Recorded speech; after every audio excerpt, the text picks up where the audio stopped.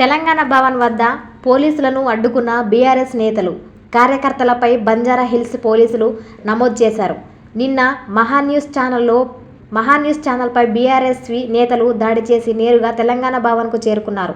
అయితే దాడిపై మహాన్యూస్ ఛానల్ యాజమాన్యం ఫిర్యాదు మేరకు కేసు నమోదు చేసుకున్న పోలీసులు బీఆర్ఎస్వి అధ్యక్షుడు గెల్లు శ్రీనివాస్ యాదవ్ సహా ఇతర నేతలను అదుపులోకి తీసుకున్నారు.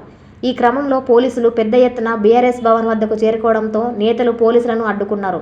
ప్రతిపక్ష పార్టీ కార్యాలయంలోకి సెర్చ్ వారెంట్ లేకుండా ఎలా వస్తారని నిలదీశారు. ఈ క్రమంలో పోలీసులకు బీఆర్ఎస్ నేతలకు వాగ్వాదం ఏర్పడింది. దీంతో అక్కడి వాతావరణం ఒక్కసారిగా వేడెక్కింది. అయితే న్యూస్ ఛానల్ దాడి కేసు నిందితులను అరెస్టు చేయడానికి వెళ్లిన పోలీసుల విధులకు ఆటంకం కలిగించారని సుమోటోగా తీసుకొని మండలి ప్రతిపక్ష నేత, మాజీ ఎమ్మెల్యేల బాల్క సుమన్పై సహా పలువురు బీఆర్ఎస్ నేతలపై కేసు నమోదు చేశారు. తెలంగాణ భవన్ వద్ద పోలీసులను అడ్డుకున్న బీఆర్ఎస్ నేతలు, కార్యకర్తలపై బంజారా హిల్స్ పోలీసులు కేసు నమోదు చేశారు. నిన్న మహాన్యూస్ ఛానల్పై బీఆర్ఎస్వి నేతలు దాడి చేసి నేరుగా తెలంగాణ భవన్కు చేరుకున్నారు.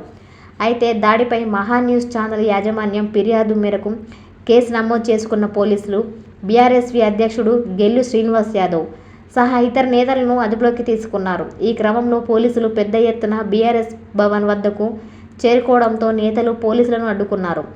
ప్రతిపక్ష పార్టీ కార్యాలయంలోకి సెర్చ్ వారెంట్ లేకుండా ఎలా వస్తారని నిలదీశారు.